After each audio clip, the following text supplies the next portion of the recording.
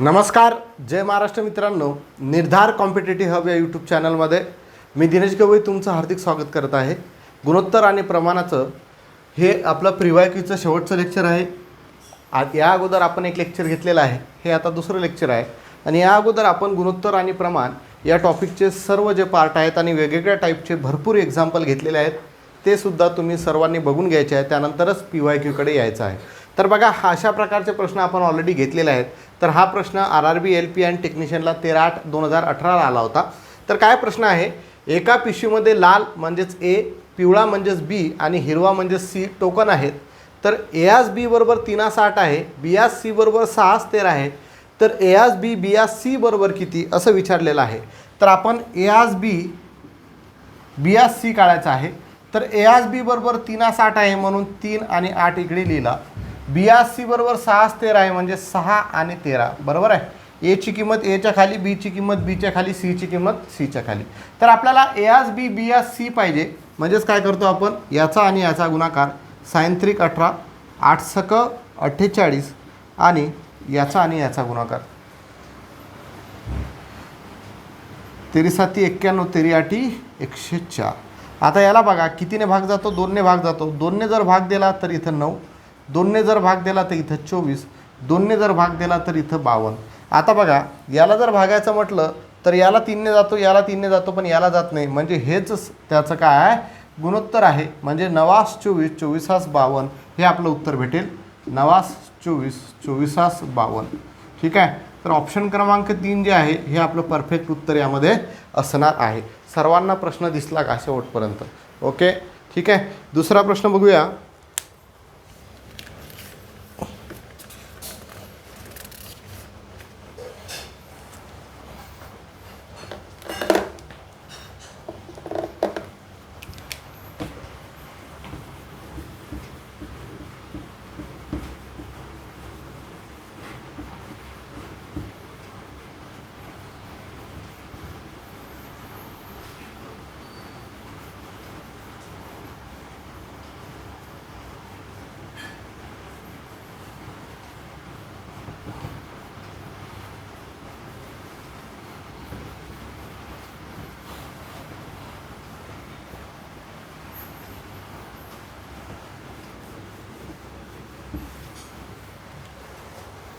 जर A + B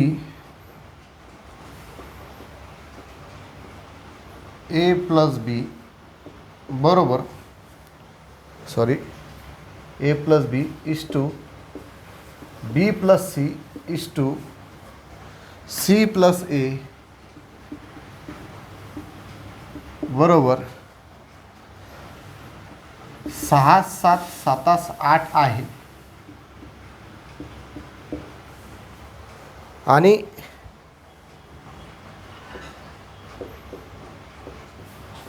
A + B + C बरोबर 14 आहे.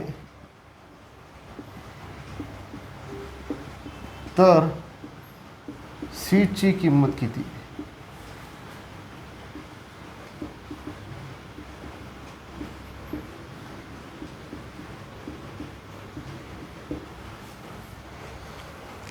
NTPC CBT 1 10/1/2021 प्रश्न विचारला होता.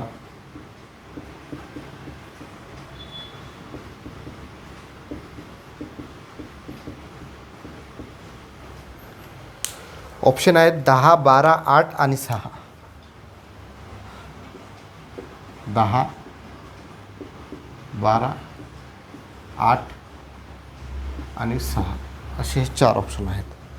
प्रश्न बघा, जर A + B is to B + C is to C + A बरोबर 6, 7, 7, 8 आहे आणि A + B + C बरोबर 14 आहे, तर C ची किंमत किती?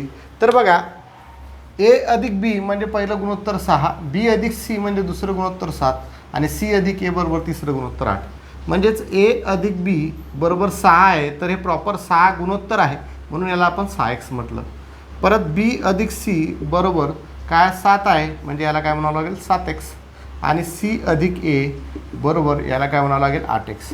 या सगळ्यांची आपण बेरीज जर केली तर बघा ए अधिक बी आहे, बी अधिक सी आहे, सी अधिक के आहे, म्हणजे इथं होईल 2 कंसात ए अधिक बी अधिक सी बरोबर. या सगळ्यांची जर बेरीज केली 8 आणि 6 14, 14 आणि 7 किती झाले ते 21x बरोबर आहे. 14 आणि 7 किती झाले 21x. मग बघा मला ए अधिक बी अधिक सीची किंमत माहीत आहे 14 बरोबर आहे. म्हणजेच 2 गुणिले 14 बरोबर 21x. ठीक आहे, म्हणजे 14 दुनी 28 बरोबर 21x. एक्सची किंमत मला काढायची आहे. हा 21 इकडे जाईल, इकडे लिहितो मी दिसत नसेल तर x बरोबर 28 भागेला 21 येईल. याला जर भागलं तर कितीने भागला तो 7 चौक 28 7 त्रिक 21 म्हणजे एक्सची किंमत मला भेटते 4/3. ठीक आहे, आता बघा कसं करूया. इथं मला माहीत आहे बघा इकडे आपल्या लक्षात येते की ए अधिक बी अधिक सी बरोबर किती आहे 14. मी इकडे लिहिलं ए अधिक बी अधिक सी बरोबर 14. ठीक आहे, आता बघा मला काय काढायची आहे सीची किंमत काढायची आहे बरोबर आहे. मला काय काढायची आहे सीची किंमत काढायची आहे आणि ए अधिक बीची किंमत किती आहे 6x आहे. ए अधिक बीची किंमत किती आहे 6x म्हणजे ए अधिक बीच्या ठिकाणी मी काय टाकू शकतो 6x अधिक सी बरोबर 14. ठीक आहे, आता 6 गुणिला एक्सची किंमत मला माहीत आहे 4/3. ठीक आहे, 3 दुनी 6 2 गुणिला 4 8 बरोबर आहे. म्हणजेच 2 गुणिला 4 8 आणि 8 तिकडे जाणार म्हणजे सी बरोबर 14 वजा 8 म्हणजे सी बरोबर 14मधून 8 गेले किती राहिले 6 म्हणजे सीची किंमत किती भेटेल मला 6. म्हणजे ऑप्शन क्रमांक 4 जे आहे हे आपलं परफेक्ट उत्तर त्यामध्ये आपल्याला भेटणार आहे. ठीक आहे, तर अशा पद्धतीनुसार हे प्रश्न सॉल्व करायचे आहेत. ठीक आहे, पुढचा प्रश्न बघूया.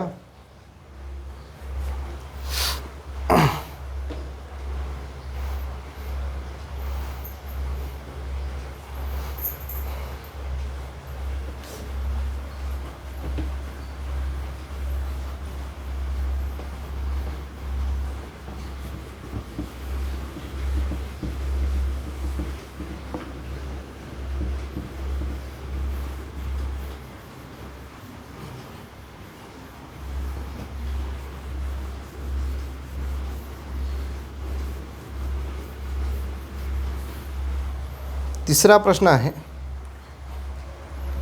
जर x अधिक y इज टू x वजा y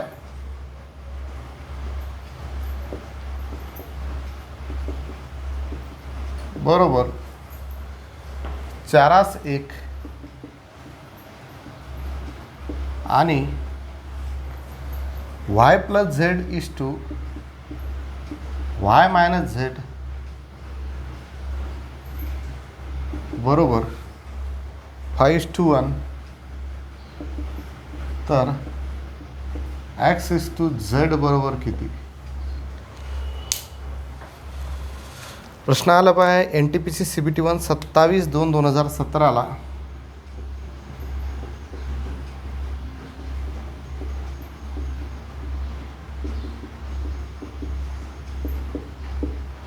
शिफ्ट तिसऱ्याला विचारला होता. ऑप्शन आहे त्याचे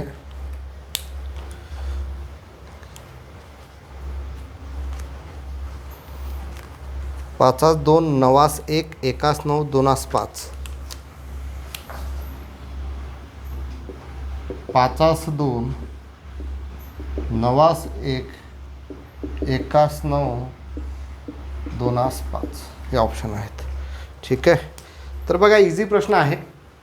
जर x अधिक y इज टू x वजा y बरोबर 4x1 आणि x अधिक z is to y minus z equal to 5:1 तर x इज टू z बरोबर किती. NTPC CBT 1 27/2/2017 शिफ्ट 3मध्ये प्रश्न विचारला होता. तर बघा x अधिक y वरती येणार अपॉन x वजा y कारण गुणोत्तर आहे बरोबर. हे 4 वरती येणार 1 खाली येणार. यावरून मी x अपॉन वायची किंमत काढू शकतो. तर कसं या 1ने या x अधिक वायला गुणलं तर हा x अधिक वाय जसाच्या तसा राहील. या 4ने जर याला गुणलं तर 4ने xला गुणलं तर झाला 4x.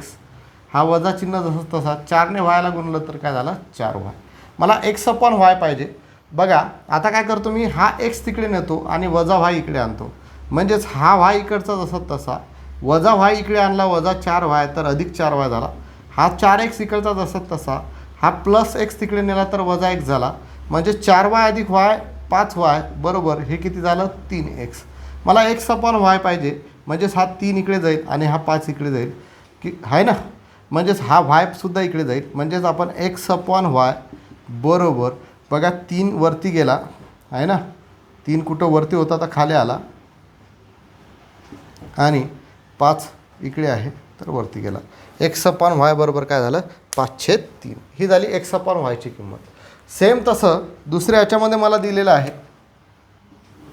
काय दिलेलं आहे, Y plus Z upon y minus Z बरोबर 5:1. याला सॉल्व केलं, 1ने याला गुणलं तर ते तसं तसं राहील वाय प्लस झेड, 5ने याला गुणलं तर हा 5y मायनस 5z होईल.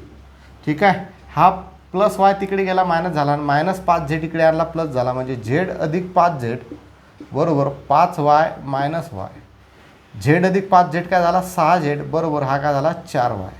ठीक आहे, मला y अपॉन झेड पाहिजे आहे ना, y अपॉन झेड पाहिजे म्हणजेच काय होईल रे, y अपॉन झेड पाहिजे म्हणजेच y अपॉन झेड बरोबर हा 4 खाली येईल आणि हा 6 वरती येईल. मग 2×6 2×4 म्हणजेच y अपॉन झेडची किंमत किती झाली 3/2. ठीक आहे, पण मला हे किमतीने पाहिजे, मला x/z पाहिजे. मग x अपॉन वाय म्हणजेच 5/3 म्हणजेच x/y बरोबर आपल्याला काय भेटलं 5:3 आणि y अपॉन झेड म्हणजेच y/z बरोबर काय भेटलं 3:2.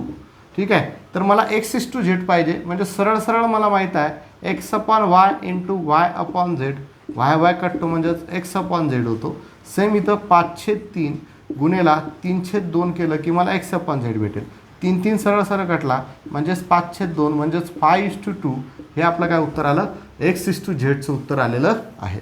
तर मग जे बघा 5:2 कुठलं ऑप्शन आहे तर 5:2 पहिला नंबरचा ऑप्शन आपल्याला यामध्ये भेटते. ॲक्च्युअलमध्ये पाहायला गेलं उदाहरण सोपं आहे पण दिसायला कठीण आहे. मग उदाहरण तुम्ही सोडवलेले असले किंवा अशा टाईपचे एक्झाम्पल जर तुम्हाला पाहायला भेटले तर तुम्हाला काही अडचण येणार नाही आहे. ठीक आहे, तर इझिली प्रश्न तुम्ही हे सॉल्व करू शकता. ओके, काय अडचण आहे यामध्ये. पुढचा प्रश्न बघणार आहोत.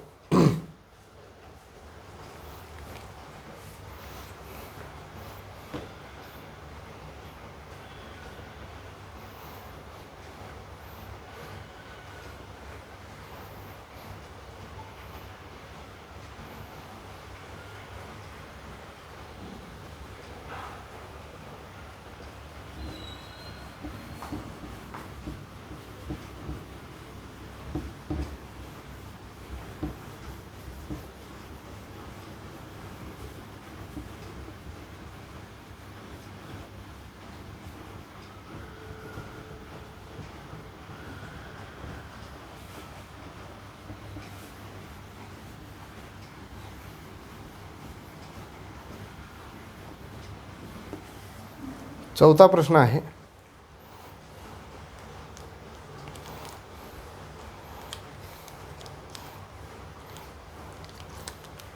जर ए आज बी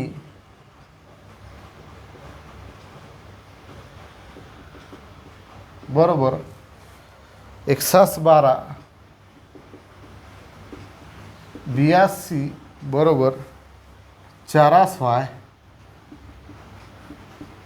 तर A/C बरोबर 5/3 जर A/C बरोबर 5/3 आहे तर x/y बरोबर किती. x/y बरोबर किती हा प्रश्न आहे. NTPC CBT 1 1/4/2021ला प्रश्न विचारला होता शिफ्ट 2 मध्ये.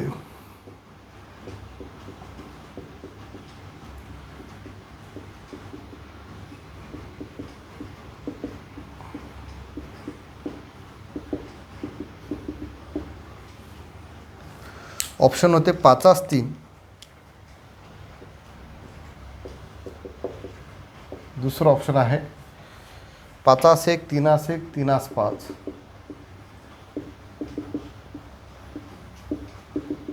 ठीक आहे, चल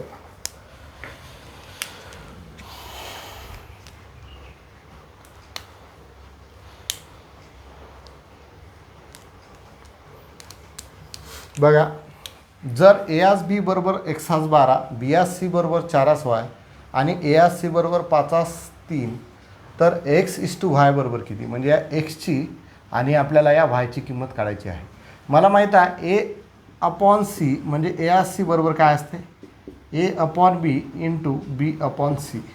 ठीक आहे, म्हणजे ए अपॉन सीची किंमत मला माहीत आहे 5/3 इक्वल टू ए अपॉन बीची किंमत किती आहे x/12 इंटू बी अपॉन सीची किंमत किती आहे 4/y. ठीक आहे, तर बघा 4 त्रिक 12. ठीक आहे, म्हणजेच x/y इथं काय येऊ राहिलो 5/3 बरोबर x/3y. मला x/y पाहिजे, म्हणजे हा 3 तिकडे जाईल, म्हणजेच हा 3 खाली आहे तर इकडे येताना वरती येईल, म्हणजेच x/y बरोबर 5 × 3/3. 3 सरळ सरळ कटतो, म्हणजेच x/y वरती राहिला 5, खाली काही नाही म्हणजेच 1, म्हणजेच x/y म्हणजेच x/y बरोबर उत्तर किती आलं 5/1. किती उत्तर आलं 5/1. मग ऑप्शन क्रमांक जे बी आहे हे आपलं काय आहे परफेक्ट उत्तर असणार आहे. ठीक आहे, तर अशा पद्धतीनुसार प्रश्न जरी दिसायला कठीण असले तर ॲक्च्युअलमध्ये पाहायला गेलं तर खूप सोपे प्रश्न ते असतात. ठीक आहे, पुढचा प्रश्न बघूया.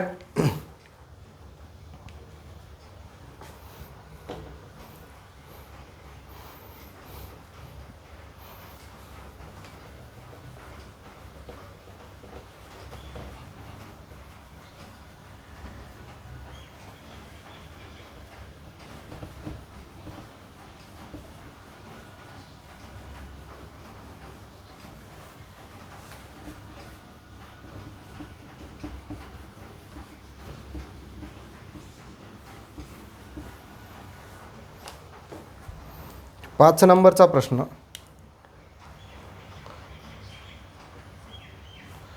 जर एआस बी बरोबर सीआस डी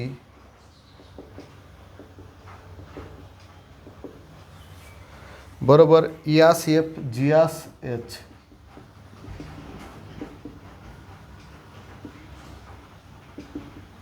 बरोबर उत्तर आहे एकास 3, तर P Q P A plus Q C plus R E plus H G is to P B plus Q D plus R F plus S H बरोबर उत्तर किती. बरोबर उत्तर S B. R F plus S B है का है P B plus Q D plus R F plus S H है. ठीक आहे, बरोबर उत्तर किती. N T P C C B T 1 5/4/2021 shift 2 मध्ये प्रश्न विचारला होता.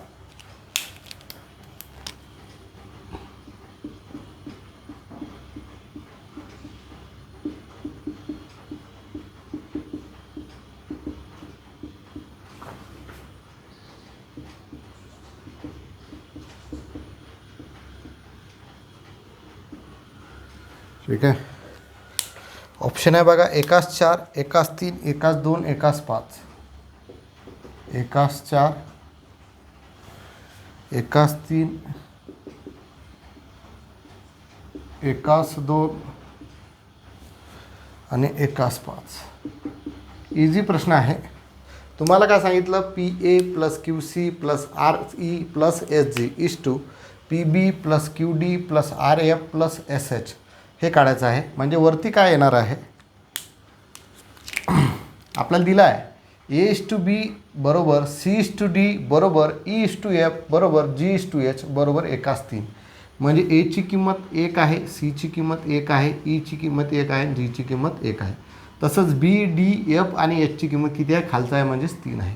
ठीक आहे, तर बघा P A plus Q C plus R E plus S G upon ठीक आहे P B plus Q D plus R F plus S H.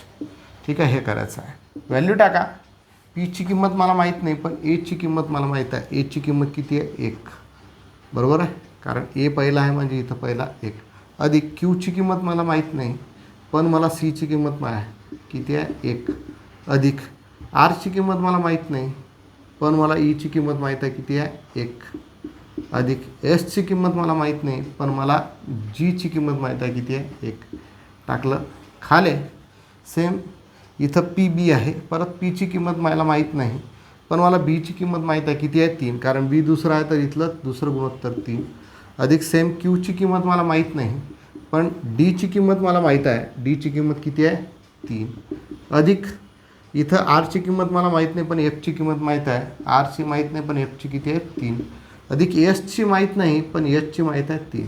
ठीक आहे. आता बघा याच्यात मला सरळ सरळ लक्षात येते, इथं 1 आहे, इथं 1 आहे, इथं 1 आहे, इथं 1 आहे, म्हणजे याच्यामधला एक कॉमन काढला तर कंसामध्ये पी अधिक क्यू अधिक आर अधिक एस भेटेल.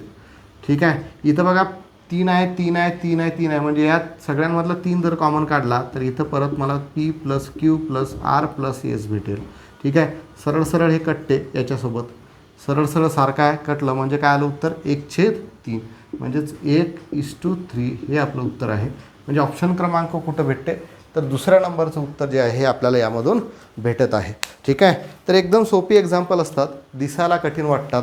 6वं एक्झाम्पल आपण बघूया.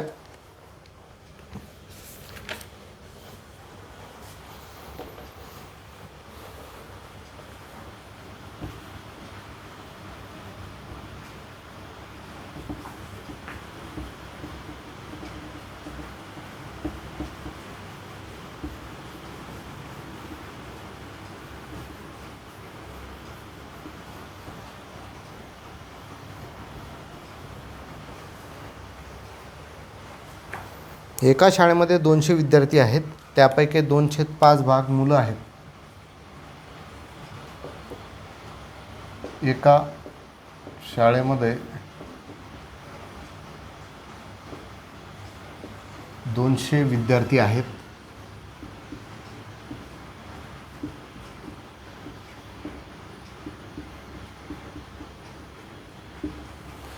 त्यापैकी 2/5 भाग मुले आहेत.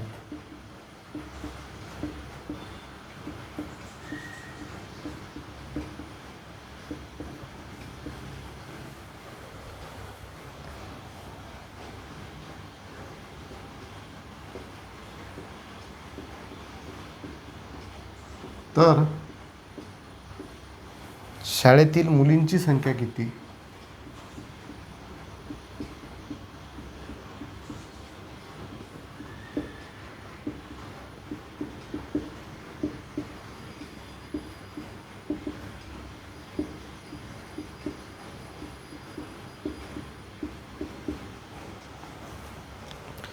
NTPC CBT 2 17/1/2017 हा प्रश्न विचारला होता.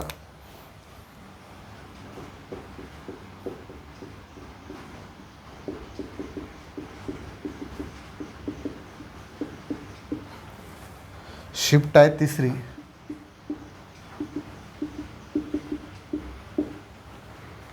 ऑप्शन आहेत बघा 100, 60, 120, 80. एकदम इझी प्रश्न आहे. 100, 60, 120 आणि 80. ठीक आहे. एका शाळेमध्ये 200 विद्यार्थी आहेत, त्यापैकी 2/5 भाग मुले आहेत, तर शाळेतील मुलींची संख्या कोणती? एक तर शाळेमध्ये मुलं आणि मुलंच असतात, बरोबर आहे. मग 2/5 भाग मुलं आहेत, मग मुलं किती आहेत ते बघू. तर मुले बरोबर टोटल किती आहेत तर 200, 200पैकी 2/5 आहे ना. मग 5 चौक 20 हे 40, 40 गुणिले 2 80 काय आहेत मुलं आहेत. 200पैकी 80 मुलं आहेत, मग मुली किती आहेत रे? एकदम इझी, मुली बरोबर 200 वजा 80, तर उत्तर किती येईल 120. म्हणजेच मुली किती आहेत 120 झालं. 200पैकी 2/5 भाग मुलं होती, म्हणजे 200चा 2/5 भाग काढला तर 80 मुलं आली. मग 200पैकी 80 मुलं आहेत, मग 200 वजा 80 जर काढले तर आपल्याला मुली भेटतील, म्हणून मुली बरोबर आपल्याला भेटल्या 120. पण आपल्याला मुलींचीच संख्या विचारली होती म्हणून आपण मुली काढल्या, मुलांची विचारली असती तर मुलं काढली असते. ठीक आहे. एवढं साधं एक्झाम्पल हे 4थी लेवलचं तुम्हाला NTPC CBT 2ला विचारलेलं आहे 17/1/2017. पुढचा प्रश्न बघूया 7 नंबरचा.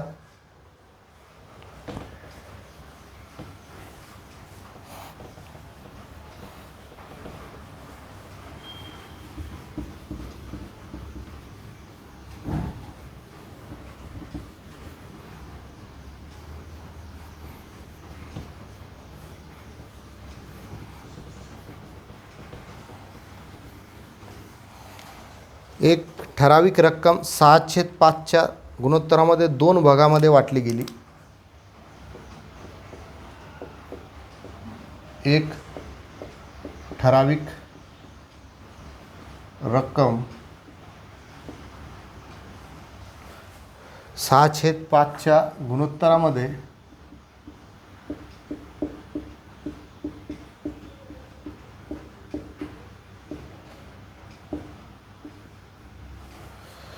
2 भागामध्ये वाटली गेली.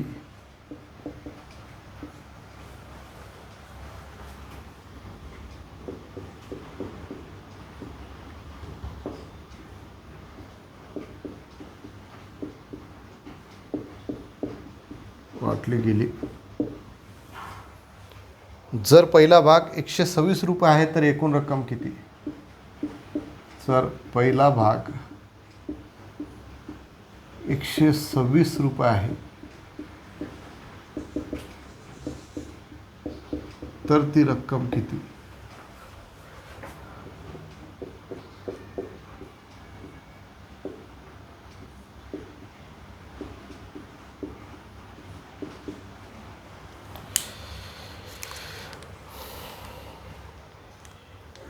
RPF कॉन्स्टेबल 17/1/2021ला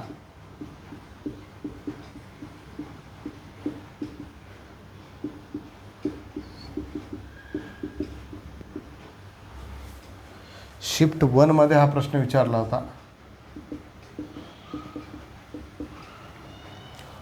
ऑप्शन आहे 251, 241, 261, 231.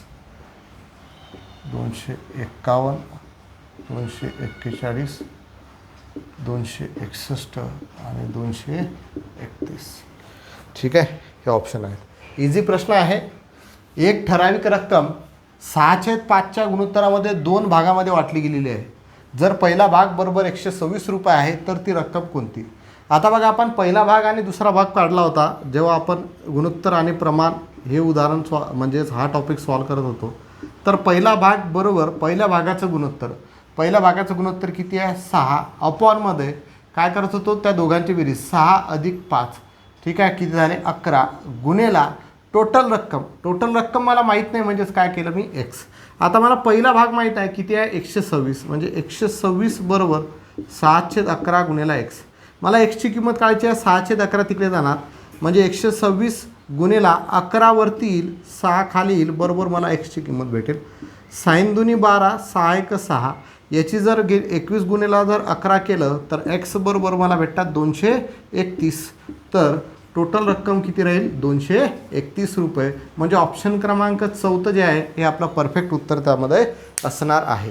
ठीक आहे, तर अशा पद्धतीनुसार हे आपण एक्झाम्पल सॉल्व करू शकतो. 8वं एक्झाम्पल आपण बघणार आहोत.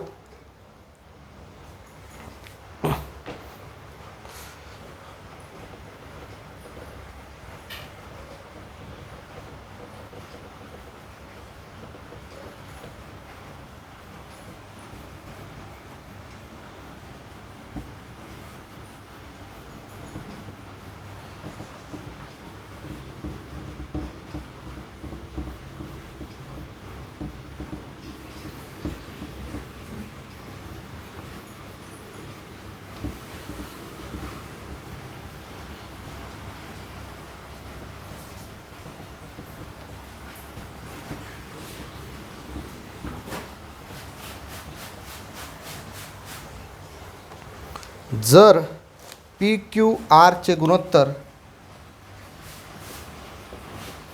जर P/Q/R बरोबर 1:3, 2:3, 1:4 आहे. 1:3, 2:3, 2:4 आहे. 1:4 आहे सर. आणि Q बरोबर 56 आहे.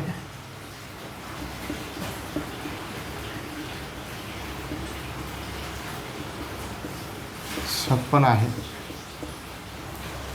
तर P वजा R बरोबर किती?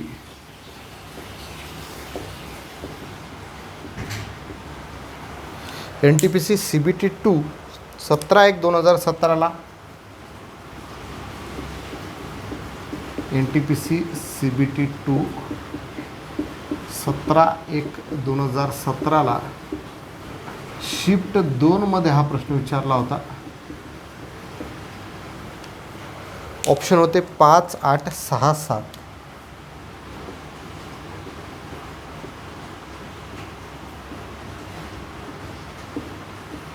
एकदम इझी प्रश्न आहे. जर P/Q/R बरोबर 1/3/2/3/1/4 आहे आणि Q बरोबर 56 आहे, तर P वजा R बरोबर किती? सेम बघा, P, Q आणि R. ठीक आहे. Pची किंमत दिलेली आहे 1/3, Qची किंमत दिलेली आहे 2/3 आणि Rची किंमत दिलेली आहे 1/4. जेव्हा पण आपलं गुणोत्तर हे अपूर्णांकामध्ये असते तेव्हा आपण लसावी काढतो. या छेदांचा लसावी 3, 3 आणि 4चा लसावी किती असतो? 12. 12ने या सगळ्यांना गुणलं तर आपल्याला एक होल नंबर भेटतो. 3 चोक 12 म्हणजे 4 गुणिला 1. पीचं व्हॅल्यू किती आली? 4. 3 चोक 12, 4 गुणिला 2 8 म्हणजे क्यूची व्हॅल्यू किती आली? 8. 4 त्रिक 12, 3 गुणिला 1 म्हणजेच आरची व्हॅल्यू किती आली? 3. व्हॅल्यू म्हणजेच काय? प्रॉपर पूर्ण गुणोत्तर. आता 4, 8 आणि 3 दिलेलं आहे. त्यांनी म्हटलेलं आहे Q बरोबर 56. Q बरोबर काय आहे? 56 आहे. इथं सरळ Q बरोबर 56 आहे आणि इथं आपण Q बरोबर काय म्हणून राहिलो? 8x. बरोबर आहे. म्हणजेच 8x बरोबर 56 म्हणजेच x बरोबर किती रे? 7. म्हणजेच x बरोबर किती? 7. सरळ आहे. Qची किंमत आहे 8x बरोबर किती आहे? 56. म्हणजे 56ला 8ने केव्हा किती वेळेस गुणलं? म्हणजे 8ने जर 7ला गुणलं तर 56 येतात. म्हणजे इथं गुणेला 7 केलं तेव्हा 56 आले. म्हणून इथं पण गुणेला 7 करावं लागेल. इथं पण गुणेला 7 करावं लागेल. कारण एक्सची व्हॅल्यू किती आलेली आहे आपली? 7 आलेली आहे. 4 7 किती झाले? 28. हे 8 7 56 ऑलरेडी माहीत आहे आणि 3 7 21. मग मला P वजा R काढायचे आहे. मग आता Pची मला किंमत भेटली 28 वजा Rची किंमत मला भेटली 21. 28मधून 21 गेले किती राहिले रे? 7. म्हणजे 7 जे आहे आपलं उत्तर आहे. एकदम साधा प्रश्न होता, पण भरपूर विद्यार्थी हा स्किप करून टाकतात. ठीक आहे. एकदम व्यवस्थित साधा इझिली प्रश्न होता. CBT 2ला विचारलेला आहे. ठीक आहे. हा 8व्या नंबरचा प्रश्न. Next question.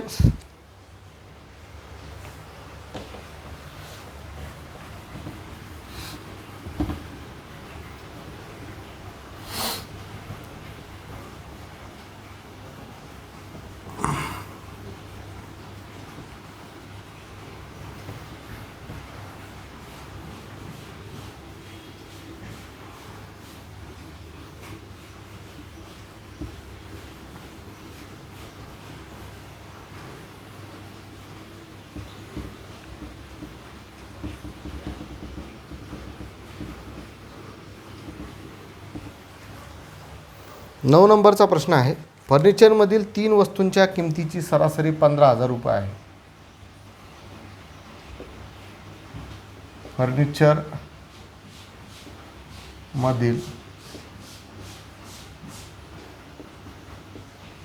3 वस्तूंच्या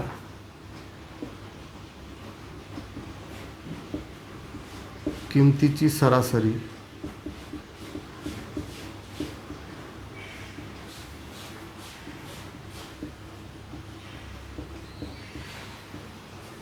15,000 रुपये आहे.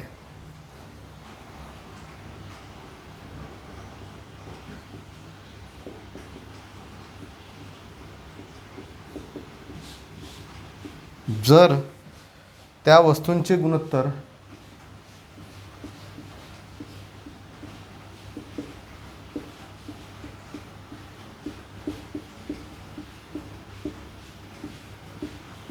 तीनास 5 5 7 आहे,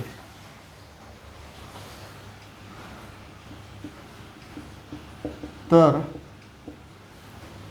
त्यामधील सर्वात स्वस्त वस्तूची किंमत किती?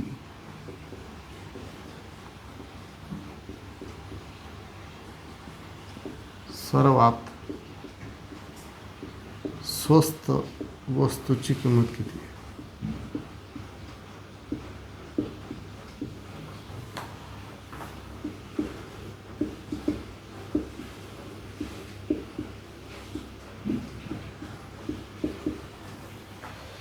RPF कॉन्स्टेबल 19/3/2019ला RPF कॉन्स्टेबल 29/3/2019ला शिफ्ट 2मध्ये हा प्रश्न विचारला होता. ऑप्शन आहेत 15,000, 9,000, 21,000, 18,000.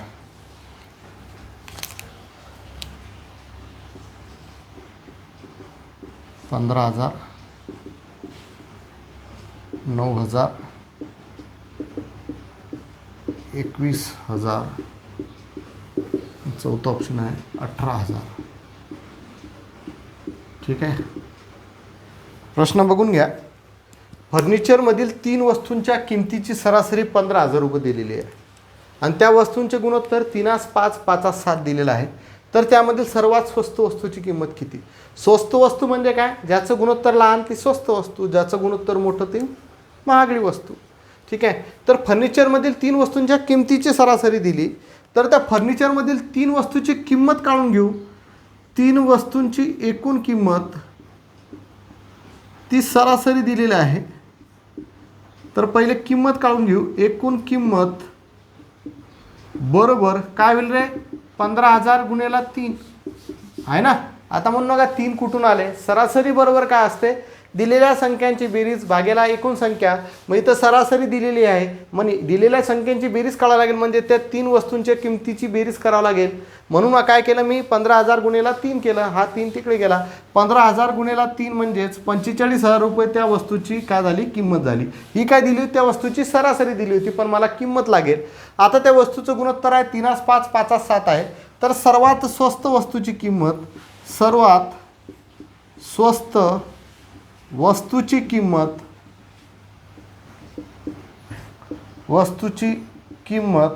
बरोबर. ठीक आहे. सर्वात स्वस्त वस्तू म्हणजे काय? ज्याचं गुणोत्तर लहान ती सर्वात स्वस्त वस्तू, म्हणजे गुणोत्तर लहान किती आहे? 3. अपॉनमध्ये या सगळ्यांची बेरीज 3 + 5 8, 8 + 7 किती झाले? 15 गुणेला हे टोटल किंमत 45,000. कारण हे प्रश्न आपण ऑलरेडी सोडवलेला आहे.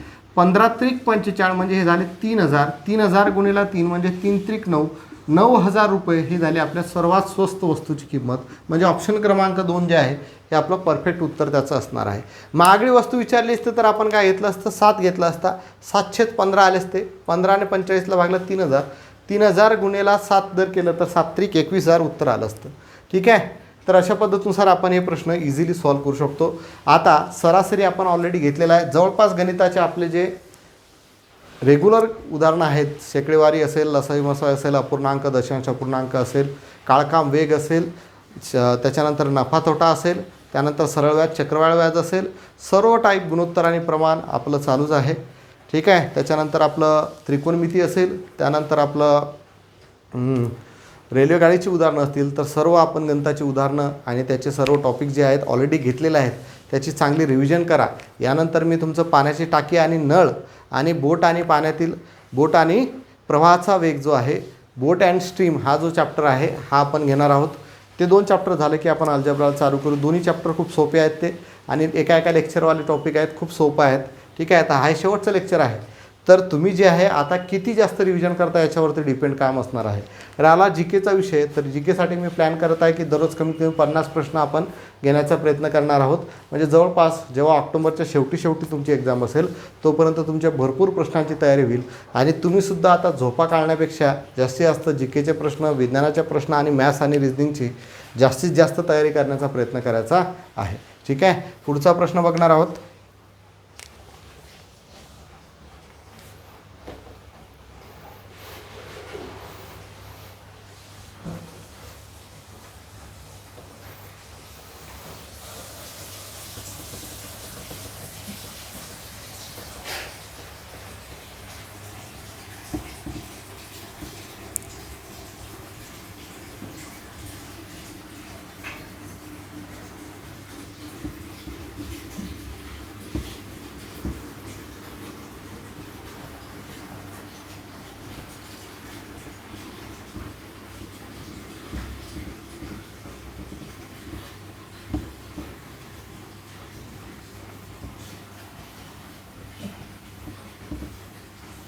जर 750 रुपयाचे 3 भाग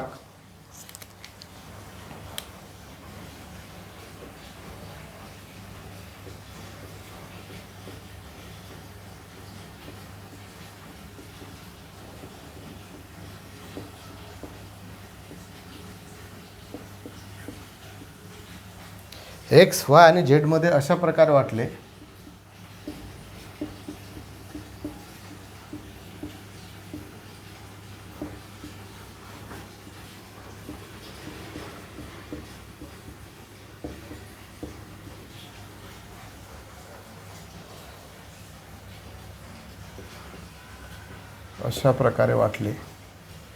की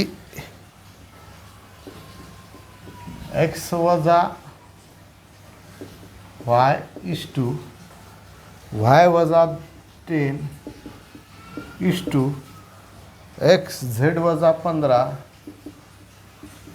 बरोबर 5 4 4 3 आहे.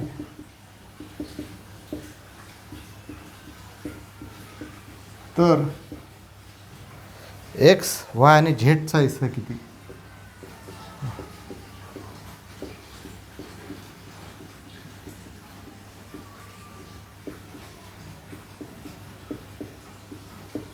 प्रश्न विचारला होता NTPC CBT 1 3/5/2019ला.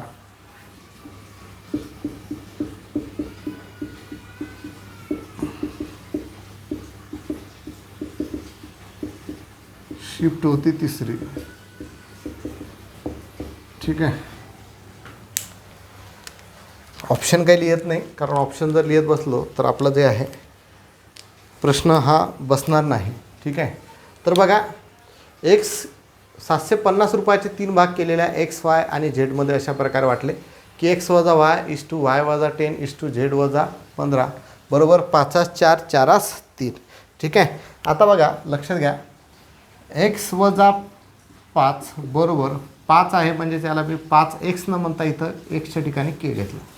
वाय वजा 10 बरोबर इथं 4 आहे, तर मी 4 के घेतला, कारण एक्स नाही लिहू शकत, कारण इथं ऑलरेडी एक्स आलेला आहे. कोइफिशियंट आपण जो आहे तो के घेतलं. झेड वजा 15 बरोबर इथं काय 3 के झाला. या सगळ्यांची जर बेरीज केली तर मला इथं लक्षात येते एक्स अधिक वाय अधिक झेड वजा 5 वजा 10 वजा 15 बरोबर 5 आणि 4 9 9 3 12 12 के होता. ठीक आहे. मग एक्स अधिक वाय अधिक झेड बरोबर आहे, म्हणजे या तिघांची बेरीज किती आहे रे? 750 आहे.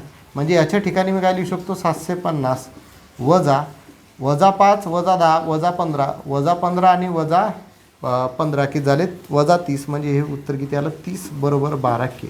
यावरून मला केची किंमत काढता येईल. हे किती झाले? 720 बरोबर 12 के.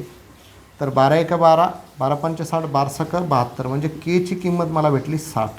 ठीक आहे. पण मला केची किंमत नाही पाहिजे, मला एक्सची किंमत पाहिजे, वायची किंमत पाहिजे आणि झेडची, कारण एक्स वाय आणि झेडचा हिस्सा पाहिजे. मग मला माहीत आहे एक्स वजा 5 बरोबर 5 के आहे ना, म्हणून मी आता एक्सची किंमत काढून घेतो. ठीक आहे. हा वजा 5 के तिकडे गेला तर प्लस 5 के होईल, म्हणजे एक्स बरोबर 5 गुणेला केची किंमत 60 अधिक हा वजा 5 के इकडे आला प्लस 6, म्हणजे एक्स बरोबर 6 पंचे 30 300 अधिक 5 म्हणजे किती झालं? 305. म्हणजे एक्सची किंमत मला काय भेटली? 305 भेटली. सिमिलरली मी वायची किंमत काढतो. वाय वजा 10 बरोबर किती आहे रे? 4 के, म्हणजे 4 गुणेला केची किंमत 60. ठीक आहे.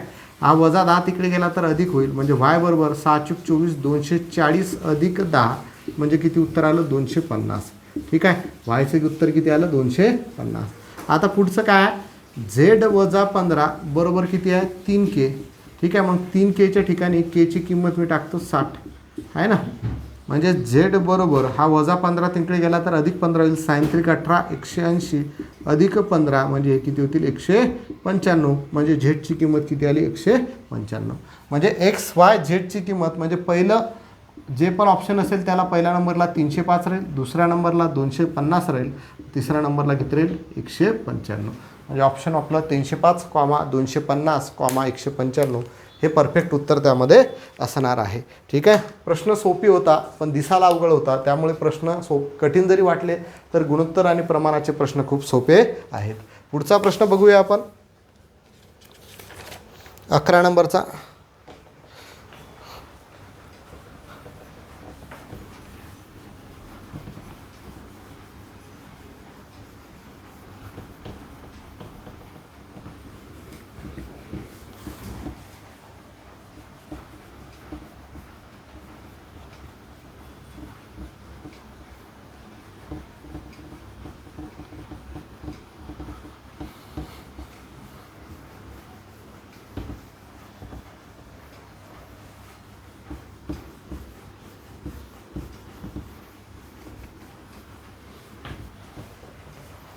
दोन संख्या क्रमशः तिसऱ्या नंबरच्या 40% आणि 60% जास्त आहेत. 11 नंबरचा प्रश्न आहे. दोन संख्या क्रमशः तिसऱ्या संख्येच्या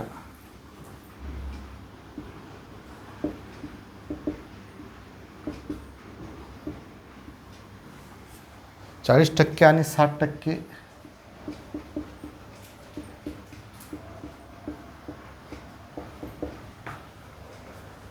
जास्त आहेत.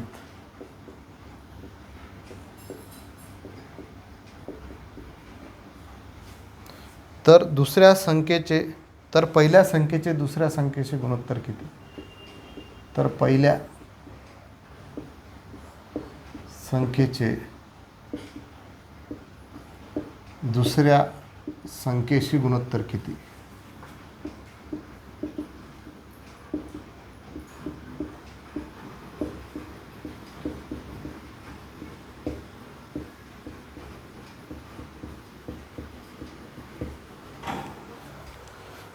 NTPC CBT 1 18/1/2017 प्रश्न विचारला होता.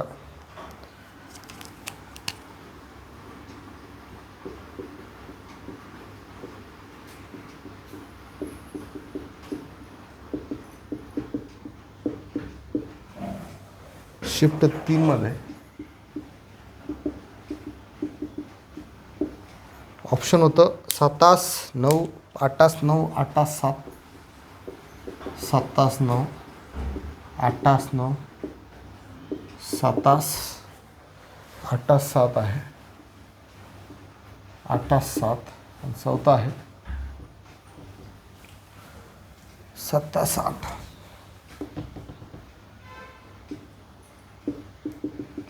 प्रश्न खूप सोपा आहे. बघा, दोन संख्या क्रमशः तिसऱ्या संख्येच्या 100% आणि 60% जास्त आहेत. तर पहिल्या संख्येचे दुसऱ्या संख्येशी गुणोत्तर किती? आता टक्केवारी यांनी दिलेली आहे आणि टक्केवारी आपण आधीपासून बघत आलो की टक्केवारी शेकडेवारी म्हणजेच काय 100. तर यामध्ये मला काय म्हटलं आहे, दोन संख्या क्रमशः तिसऱ्या संख्येच्या 40% आणि 60% जास्त आहेत. तर तिसरी संख्या कोणती आहे ते मला माहीत नाही. मग इथं टक्केवारी आहे म्हणून मी समजा म्हणतो तिसरी संख्या बरोबर 100. तिसरी संख्या बरोबर काय 100. समजा तिसरी संख्या बरोबर 100. मग पहिली संख्या बरोबर काय येईल रे? पहिली संख्या किती आहे? 40% जास्त आहे म्हणजेच किती येईल? 140. आणि दुसरी संख्या बरोबर काय येईल? दुसरी संख्या बरोबर किती आहे? 60% जास्त आहे म्हणजे किती येईल? 160. मग पहिल्या संख्येचे दुसऱ्या संख्येशी गुणोत्तर किती? म्हणजे पहिली संख्या वरती 140, दुसरी संख्या खाली 160. 0 0 कटला, 2 7 14, 2 8 16 म्हणजे 710. म्हणजे 7 8 जे आहे हे आपलं उत्तर आहे. म्हणजे ऑप्शन क्रमांक 4 हे आपलं उत्तर असणार आहे. म्हणजे प्रश्न दिसायला खूप अवघड आहे, पण आपण साध्या साध्या गोष्टी आपल्याला शेकडेवारी माहीत आहे तर त्याचं बेसिक जर लावलं तर प्रश्न इझी झाला.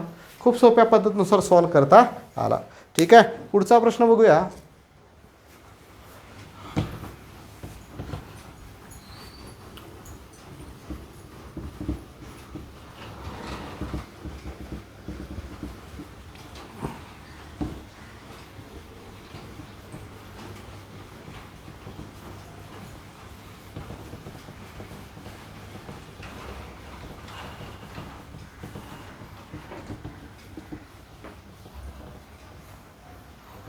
बारा नंबरचा प्रश्न.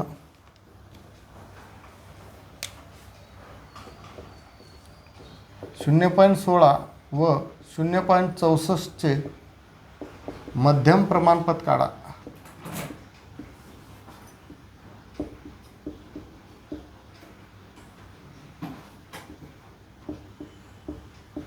प्रश्न विचारला होता NTPC CBT 1 29/8/2019 शिफ्ट 3 मध्ये.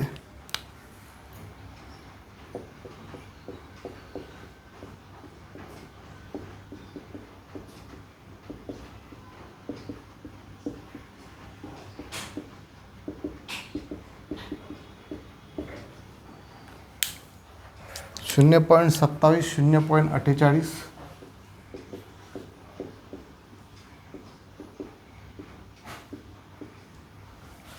0.40 आणि 0.32.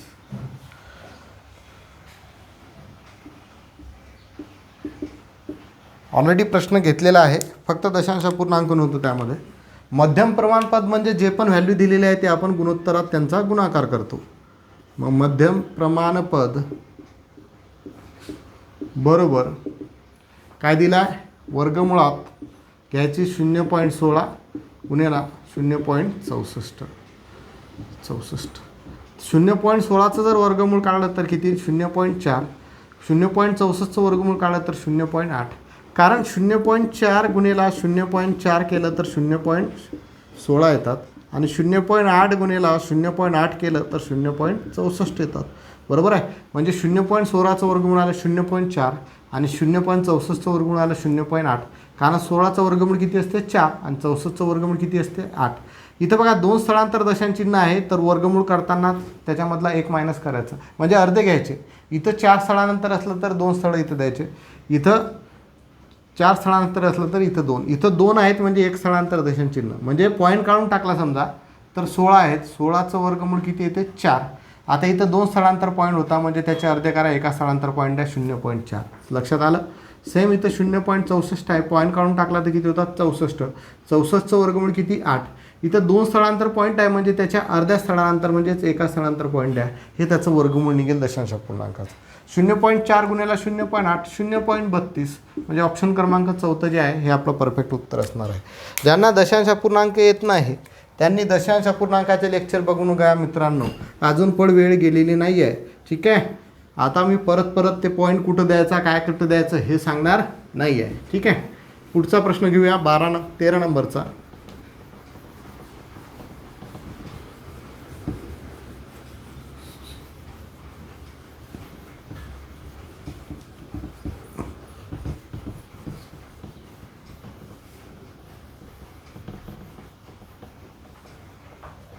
तेरा नंबरचा प्रश्न घेऊया.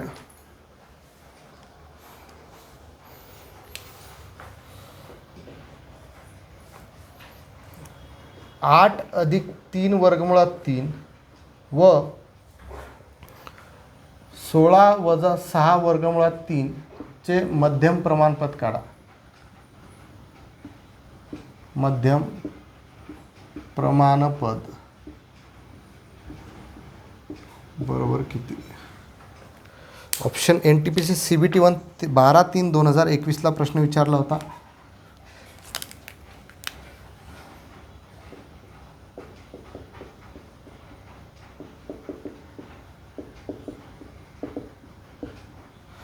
शिफ्ट होती पहिली.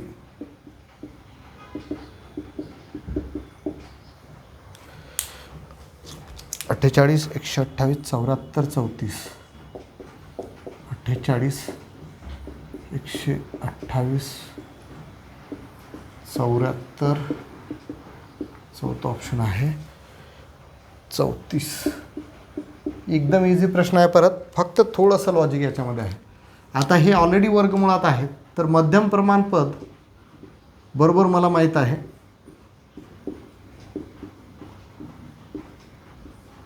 वर्गमुळात घ्यावं लागतील. किती आहे 8 अधिक 3 वर्गमुळात 3 गुणेला 16 वजा 6 वर्गमुळात 3. बरोबर आहे. ठीक आहे. आता बघा इथं 16 आणि इथं 6 आहे म्हणजे 16ला 2ने भाग जातो आणि 6ला 2ने भाग जातो. म्हणजे याच्यामधला जर 2 आपण बाहेर काढला. ठीक आहे. 8 अधिक 3 वर्गमुळात 3 काहीतरी लॉजिक लावायचं. तर 2×8 16 वजा 2×6 असं येऊ राहिलं. 16 आणि 6ला 2ने भाग जातो म्हणून त्यामधून 2 बाहेर काढला तर 2×8 16 2×6 आलं तेच. ठीक आहे. आता तुमच्या लक्षात येईल हा गुणाकाराचा 2 आहे, आपण पुढे पण लिहू शकतो मी किंवा इकडे मागे लिहू शकतो. तर त्याला काही फरक पडतो का नाही. म्हणजे बघा इथं 8 अधिक 3 वर्गमुळात 3 झालं आणि इथं काय 8 वजा 3 वर्गमुळात 3. मग मला विस्तार सूत्र माहीत आहे a चा वर्ग वजा b चा वर्ग बरोबर काय असते a अधिक b आणि a वजा b. मग हे काय आहे a अधिक b आणि a वजा bच्या फॉर्ममध्ये आहे. हे a अधिक b झालं, हे झालं a वजा b. मग याला काय लिहू शकतो a चा वर्ग वजा b चा वर्ग आणि 2 जसं तसं राहील. म्हणजे हा 2 मी पुढे लिहिला गुणेला a चा वर्ग म्हणजे काय 8चा वर्ग वजा b चा वर्ग म्हणजेच काय 3चा वर्ग. हा 3 आहे 3चा वर्ग किती 9 गुणेला या वर्गमुळात 3चा वर्ग किती 3. ठीक आहे. पुढे जर सॉल्व केलं तर 2 गुणेला 8चा वर्ग 64 हे कंसामध्ये राहील वजा नमत्रिक 27. पुढे इकडे बघा दिसत नसेल तर इकडे आपण सॉल्व करून घेऊ. दिसतंय 64 वजा 27 नाही दिसत आहे. ठीक आहे, इकडे लिहितो मी. याच्या पुढची स्टेप काय होईल, हा 2 इकडे लिहिला गुणेला 8चा वर्ग झाला 64 वजा नमत्रिक झाले 27 बरोबर 2 गुणेला 14तून 7 गेले राहिले 7 बरोबर आहे. 5तून 2 गेले राहिले 3 37 गुणेला 2 म्हणजे किती झाले 74 म्हणजे वर्गमुळात 74 हे आपलं उत्तर भेटलेलं आहे. म्हणजे ऑप्शन क्रमांक 3 जे आहे हे आपलं उत्तर आपल्याला भेटलेलं आहे. ठीक आहे, तर अशा तऱ्हेनं गुणोत्तर आणि प्रमाणाचे सर्व जे PYQ आहेत बऱ्यापैकी एक्झाम्पल आपण घेतलेले आहेत. आता गुणोत्तर आणि प्रमाण हा टॉपिक आपला संपलेला आहे. उद्या आपण बोट आणि प्रवाह, बोट अँड स्ट्रीम हा टॉपिक चालू करणार आहोत. तर बोट अँड स्ट्रीम आणि पाण्याची टाकी व नळ हे 2 चॅप्टर आपले बाकी होते. तर त्यामधले प्रश्न आपण उद्याच्या लेक्चरमध्ये घेऊ. पहिले बोट आणि स्ट्रीम घेऊ, नंतर पाण्याची टाकी व नळ घेऊ. दोन्ही टॉपिक जास्तीत जास्त 1 किंवा 2 दिवसामध्ये खतम होतील, म्हणजे 4 दिवसामध्ये खतम होतील. त्यानंतर आपण अल्जेब्रा टॉपिक चालू करू. अल्जेब्रा अत्यंत महत्त्वाचा आहे परीक्षेच्या दृष्टिकोनातून. त्यानंतर आपण जॉमेट्री चालू करू. ठीक आहे, तर आजच्या लेक्चरमध्ये इथेच थांबतो. धन्यवाद. जय महाराष्ट्र.